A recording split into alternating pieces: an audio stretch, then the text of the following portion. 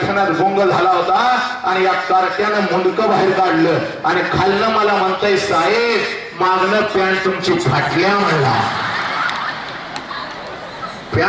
कारण माग 3-3 कॅमेरे सुरू होतं. सगळ्या रत्नागिरीला लाईव्ह चाललं होतं. फस्त झालं म्हणलं आता फाटलेला नकाशा घराघरात पोहोचला. काय मला करायचं कळेना. हळूच माग हात लावला. सगळं काय व्यवस्थित होतं. मग मात्र कार्ट्याकडे एवढं मोठं डोळं केलं. म्हणलं कार्ट्या कुठं फाटल्या तर मला म्हणतोय कसं फसवलं थोबाड फोडीन म्हणलं तुझी. अशी नालायक कार्ट्या लक्षात घ्या. अरे या कार्ट्या तसं कार्ट उठलं आणि मला खालनं म्हणताय ए बॉस इकडे ये म्हणलं. त्याच्या आईनं त्याचं तोंड दाबून धरलं. जसं आईनं तोंड दाबून धरलं मग मात्र मला राहवलं नाही. मी उठलो म्हणलं का ग भगिने एवढा सुंदर माझा भाचा मला बॉम्स म्हणतो याचा अर्थ अंथरुणावरती म्हणला किती थकलाय हो साहेब तुम्हाला ताक आणू का. ताक म्हणल्या माझ्या तोंडाला पाणी सुटलं. म्हणलं कुठं आणणार म्हणलं ते दिसतंय ते आमचंच घर आहे म्हणला. पळत जातो तुम्हाला ताक घेऊन येतो. कार्ट गेलं 2 मिनिटात आलं. काळं गाडगं वर फेस आलेला होता. उसाळलेलं नुसतंच माऊलीला ताक होतं. गाडगं घेतलं घशाला कोरड पडली होती. गटा अगोदर ताक पिलं. ढेकर दिला मस्त वाटलं. गाडगं लेकराच्या हातात ठेवलं. गालावर हात फिरत म्हणलं किती र चांगला. तर कार्ट हसत म्हणताय कशाचा चांगला माझं टेन्शन गेलं म्हणलं. माझ्या काळजात जरा करून दुखलं. म्हणलं या लहान वयात तुला कसलं टेन्शन तर म्हणतंय सकाळपासून आई म्हणत होती त्या ताकाचं काय तर कर त्याच्यात कुत्र्यानं तोंड घातलंय त्या ताकाचं काय तर. असे कार्टे महाराष्ट्राच्या या मातीमध्ये मी अनुभवले. पण पोरानं अखंड महाराष्ट्र नाही तर भारतभर फिरत असतो. हे राष्ट्रसंत तुकडोजी महाराज आणि तुकडोजी महाराजांची ती ग्रामगीता या कवळ्या काळ्यानं माझी लपले नेताजी रवींद्र शिवाजी विकसती प्रकटे समाजी शेकडो महापुरुष. हे या शेकडो महापुरुषांनी जन्म घेतलेला आहे. माझ्या बुद्धांनी जन्म घेतलेला आहे. माझ्या महावीरांनी जन्म घेतलेला आहे. माझ्या स्वामी विवेकानंदांनी जन्म घेतलेला आहे. माझ्या भगतसिंगानं जन्म घेतलेला आहे. माझी कोणत्या कवळ्या काळ्या माझ्या समोर बसलेल्या या कवळ्या काळ्या या राष्ट्राच्या 4 भिंतीमध्ये शिकत असलेल्या त्या कवळ्या काळ्या हे मातानं प्रत्येक घरामध्ये ज्या लेकरानं जन्म घेतलेला आहे ती कवळी काळी मातानं. पण आमचा दृष्टिकोन चुकला. माझा माणूस हरवत चालला. माझा माणूस कुठं तर मेला आणि म्हणून आज तुमच्या समोर उभा आहे. हे पोरानो वसंत हंकारी आला आणि फक्त आमचं मनोरंजन करून गेला असं होता का म्हणे माझ्या लेकरानो. हे काळजाला आग लावून जाणार आहे. माणुसकीची एक ठिणगी तुझ्या अंतरंगामध्ये टाकणार आहे. तुला बाप समजावून सांगणार आहे. तुला आई समजावून सांगणार आहे. तुला हे राष्ट्र समजावून सांगणार आहे. आणि म्हणून पोरी आज तुझ्या समोर उभा आहे बघ मी. हे आलो मी आणि तुला फक्त हसवून गेलो असं होता का म्हणाय बघ. हे पोरानं आज पळत घरी जायचं माझ्या लेकरा. हे आज पळत घरी जायचं. पाठीवरचं दप्तर बाजूला टाकायचं आणि त्या आईच्या नजरेमध्ये नजर घालायची माझ्या पोरानं. हे आणि त्या आईला फक्त पहिला प्रश्न विचारायचा. हे जो प्रश्न तू तुझ्या आईला कधीच विचारला नाही. हे इयत्ता 1ली पासून पाहिजे. हे पोरानं अरे आमचा तिरंगा चंद्रावर फडकला पण ज्या आईबापानं आम्हाला जन्म दिला तो आईबाप मात्र आज वेदनेमध्ये सडू लागला बघ पोरा. आणि म्हणून पोरी पळत जायचं बघ. त्या माऊलीच्या नजरेमध्ये नजर घालायची आणि त्या माऊलीला पहिला प्रश्न विचारायचा आहे या 9 महिने 9 दिवस आई तू मला तुझ्या उदरामध्ये ठेवलंस आई. या 9 महिने 9 दिवस आई तू मला तुझ्या उदरामध्ये ठेवलंस आई. आणि ज्या वेळेला तू मला जन्म देत होतीस त्यावेळेला आई तुला किती यातना होत होत्या आई. तुला किती वेदना होत होत्या. हे पुराण आज पळत जायचं. त्या आईला फक्त पहिला फोडल ती माऊली तुझ्या गळ्यामध्ये पडल बघ ती माऊली. हे हंबरडा फोडल ती माऊली तुझ्या गळ्यामध्ये पडल. कारण पोरानो आज हात जोडून सांगतोय बघ स्वामी विवेकानंदाची शपथ आहे बघ पोरा मला. हे इकडं तुला आज सांगतो बघ पोरा ज्या क्षणाला हा प्रश्न तू विचारशील तिच्या डोळ्यामध्ये पाणी येईल. कारण पोराला 9 महिने 9 दिवस ज्या वेळेला ती माऊली तुम्हा आम्हाला तिच्या उदरामध्ये ठेवत असते आणि ज्या वेळेला ती माऊली तुम्हा आम्हाला जन्म देत असते पोरानो या विश्वातल्या कितीतरी आयांनी आपला शेवटचा श्वास घेतलेला आहे पोरा. एवढ्या आनंद यातना त्या आईला होत असतात तुम्हा आम्हाला जन्म देताना. हे पोरानं ती आई आम्हाला कळाली का. त्या आईच्या तोंडावर आज आम्ही थुंकायला लागलो. त्या आईला आम्ही म्हणतो तुला काय कळतं ग. 4 बुकं काय जास्त शिकलो आणि ती माऊली आम्हाला घरातली कळला. हे इकडे बघ 103 ताप तिच्या अंगामध्ये असतो. हे हराम पोरानो नीट ऐकून घ्यायचं. 1 तास आई आणि बाप ऐकायला आम्ही शांतपणे बसू शकत नाही. अरे त्या आई बापानं अखंड आयुष्य तुमच्यासाठी झिजवलं रे. टाचा झिजवली झोपल्या तरी सुद्धा तुम्हाला आई बाप कळना. 1 तास आम्ही शांत बसू शकत नाही. एवढी माणुसकी आमच्यामध्ये मरून गेली. नालायकांनो इकडे बघा.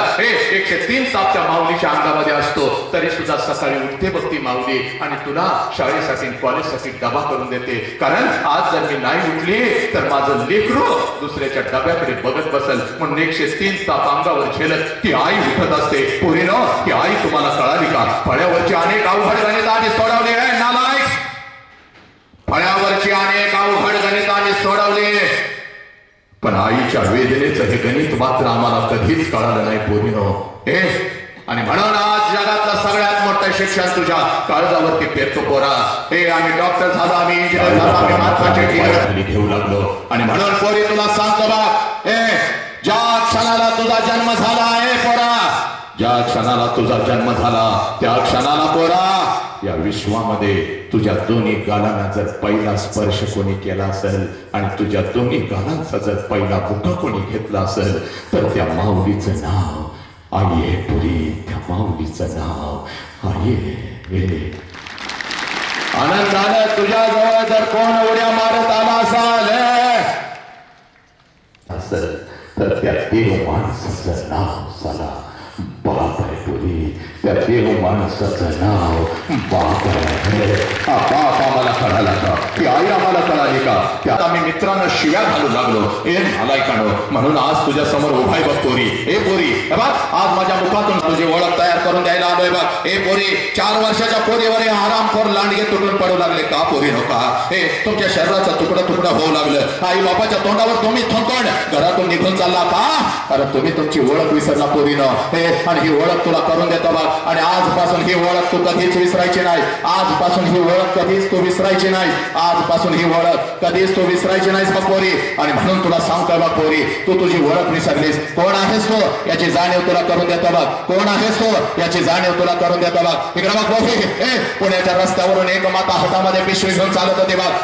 पुण्याच्या रस्त्यावरून एक माता हातामध्ये पिशवी घेऊन चालत होती. फेकत होता समाधीच्या अंगावरती चिखल फेकत होता. दगडांचा मारा करत होता. सगळं काही ती माऊली सहन करत होती. सगळं काही ती माऊली सहन करत होती. जेवढ्या वेदना तिच्या शरीराला होत होत्या त्याच्या कितीतरी पटीने वेदना तिच्या मनाला होत होत्या बघ. एका पडक्या वाड्यामध्ये ती माऊली जायची. एका पडक्या वाड्यामध्ये ती माऊली जायची. अंगावरचं शेणाने आणि शिकलाने माखलेलं लुगडं दूर करायचे आणि पिशवीचं लुगडं अंगावरती चढवायची आणि समोर बसलेल्या त्या अर्धा लेकींना माझी सावित्री आई शिकवायची. म्हणून या देशामध्ये लाखो सावित्री आई तयार झाल्या. पुरुषांच्या खांद्याला खांद्याला लढू लागल्या. पोरी ती सावित्री आहे म्हणजे तू आहेस पोरी. ती सावित्री आहे म्हणजे तू आहेस. तू एवढी स्वस्त नाहीस का? तू एवढी स्वस्त नाहीस. कुठल्या तर हरामखोर कुत्र्यानं यावं तुला प्रेमाच्या जाळ्यामध्ये फसवावं. पोरी तुला प्रेमाच्या जाळ्यामध्ये फसवावं. तुझ्या शरीराचा उपभोग घ्यावा आणि त्या नालायक हराम भिंतीवरचा पाप खाली येऊन कधीच आपल्याला मिठीत घेत नसतो. आणि भिंतीवरची आई आपल्या गालाचं कधीच मुकट घेत नसती. पोरांनो उद्या तुम्ही डॉक्टर व्हाल, उद्या तुम्ही इंजिनियर व्हाल, उद्या तुम्ही वकील व्हाल, उद्या तुम्ही लाखो आणि करोडो रुपये कमवाल. आणि पोरे आणि ते लाखो आणि करोडो रुपये तर शिर्डी साईबाबाच्या चरणावर जरी तुम्ही ओतले तर तो शिर्डीचा साईबाबा आणि तो तिरुपती तुझा गेलेला बाप तुला परत नाही देऊ शकणार पोरा. म्हणून आज तुला मी सांगतो बघ, तुझ्या आयुष्यामध्ये तुझा एकच देव आहे पोरा. ज्या देवाचं नाव साला बाप आहे पोरा. ज्या देवाचं नाव बाप आहे आणि तुझ्या आयुष्यामध्ये तुझी एकच देवी आहे पोरा. ज्या देवीचं नाव आई आहे. पण ही आई आम्हाला कळाली नाही. ही बाप आम्हाला कळाला नाही. या आई बापाच्या तोंडावर आम्ही थुंकून चाललो. हे ना नाही काढो. अरे कधी बाप झोपलेली असतेस ना का तेव्हा त्या द्राक्षाच्या बागामध्ये त्या ऊसाच्या शेतामध्ये पाठीच्या 5 वाजता कडाक्याची थंडी अंगावर झेलत तुझा बाप शेतामध्ये पाणी पाजत असतो. कारण माझ्या पोरगीचं शिक्षण आहे. तिला मला डॉक्टर करायचंय. माझ्या पोराला मला चांगला खेळाडू बनवायचंय. माझ्या पोराला मला ब्रँडेड कपडा घेऊन द्यायचा. हे ना नाही खराब खोरालो. बाप तुम्हाला कळाला का रे? क्रिकेट खेळता काय क्रिकेटच्या राना काय मोजता, IPLच्या राना काय मोजता, पण हरामखोरानं तुमच्या जन्मापासून तुम्हाला मोठं करेपर्यंत तुमच्या बापानं या तासगावच्या रस्त्यावरून किती रना काढल्या रे हरामखोरानं आणि किती ताचा झिजवल्या याचा हिसाब मात्र तुमच्याकडे नाही. त्या आई बापाच्या तोंडावर तुम्ही थुंकायला लागला नालायकानं. त्या आईला म्हणता तुला काय कळतं, त्या बापाला म्हणता मी आता स्वतंत्र आहे, मी आता मोठी झाले हरामखोर. आता आईकडे जायचं नाही बघ, आता त्या बापाला शोधायचा माझा बाप कुठं आहे, माझा बाप कुठं आहे, माझा बाप कुठं आहे. हे पोरी आणि बापाला का शोधायचं याचं ही गणित मी तुला सांगतो बा पोरी. इकडे बघा 3 वेळचा अन्न आमच्या ताटामध्ये येतं रे हरामखोरानं, नीट ऐकायचं. हे बाप 10 मिनिटामध्ये मी थांबतो बघ. इकडे बघा 3 वेळचा अन्न आमच्या ताटामध्ये येतं बघ, सकाळ दुपार आणि संध्याकाळ. आणि हे 3 वेळचं अन्न रोज माझ्या लेकरांच्या ताटात यावं म्हणून सकाळी 7 वाजता तुझा बाप घर सोडतो आणि रात्रीच्या 10 वाजता ते बिचार घरी येत. रात्रीच्या 10 वाजता ते बिचार घरी येत का? माझ्या पोराच्या ताटामध्ये 3 वेळचं अन्न रोज आलं पाहिजे. माझ्या पोराच्या ताटामध्ये 3 वेळचं अन्न रोज आलं पाहिजे म्हणून सकाळी 7 वाजता तुझा बाप घर सोडतो. आज पळत पळत जायचं त्या बापाची वाट बघायची. आज पळत पळत जायचं त्या बापाची वाट बघायची. संध्याकाळचे 7 वाजले बाप अजून आला नाही. संध्याकाळचे 8 वाजले बाप अजून आला नाही. रात्रीचे 9 वाजले बाप अजून आला नाही. 10 वाजले बाप दिसला. 10 वाजले बाप दिसला. दिसला एकच काम करायचं नालायक काढ. दिसला एकच काम करायचं बघ. पळत पळत जायचं पोरी, पळत पळत जायचं. सगळी बंधनं तोडून टाकायची, कशाचाही विचार करायचा नाही. पळत पळत जायचं आणि समोर उभे असलेल्या आपल्या बापाला कडकडून मिठी मारायची. एवढ्या घट्ट मिठी मारायची, एवढ्या घट्ट मिठी मारायची, एवढ्या घट्ट मिठी मारायची. तुझ्या बापाच्या डोळ्यामध्ये टच करून पाणी आलं पाहिजे. ते पाणी तुझ्या गालावर पडत, ते पाणी तुझ्या गालावर पडत. तुझ्या बापाने तुला विचारलं पाहिजे पोरी काय झालं, पोरी काय झालं, हे पोरी काय झालं. शाळेमध्ये कोण काही बोललं का, बाई काय बोलल्या का, आई काय बोलली का, काय झालं. पप्पा पप्पा जेव्हा मी 1.5 वर्षाचे होते तेव्हा रोज पप्पा, तेव्हा रोज पप्पा, रोज पप्पा, रोज तुम्हाला मी मिठी मारत होती. कारण तेव्हा मला माझा बाप कळत होता पप्पा, तेव्हा मला माझी आई कळत होती पप्पा. पप्पा मला आई रागावली तर मी अंगणामध्ये येऊन उभी राहत होती पप्पा.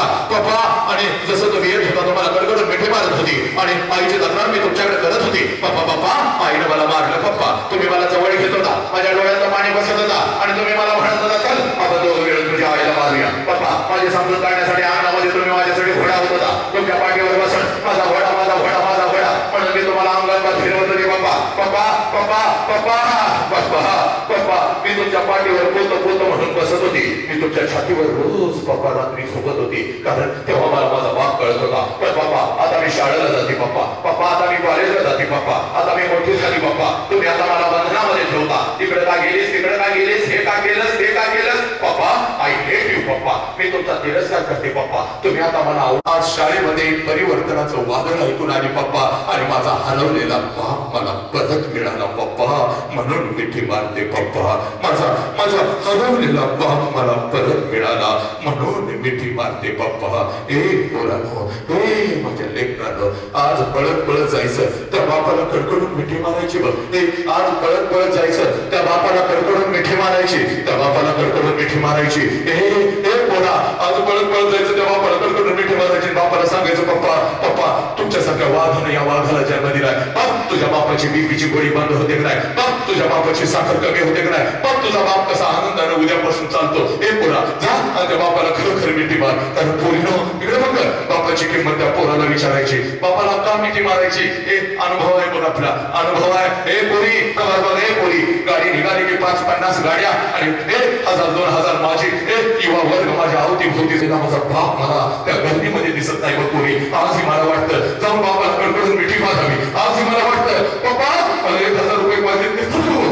आजही मला वाटतं बापाला बसवलं पण माझा बाप घरात मला पोरीला दिसत नाही. आज मी करोडो रुपये कमील, उद्या मी अरबो रुपये कमील, पण पोरीनं त्या अरबो आणि करोडो रुपयानं माझा बाप मला विकत घेता येणार नाही. आणि म्हणून सांगतो या हरामखोरानं घरात असेल बाप तर आज जाऊन त्याला मिठी मारा. तर बापाची किंमत त्या पोराला विचार ज्याचा बाप त्याला लहानपणी सोडून निघून गेलाय. पोरी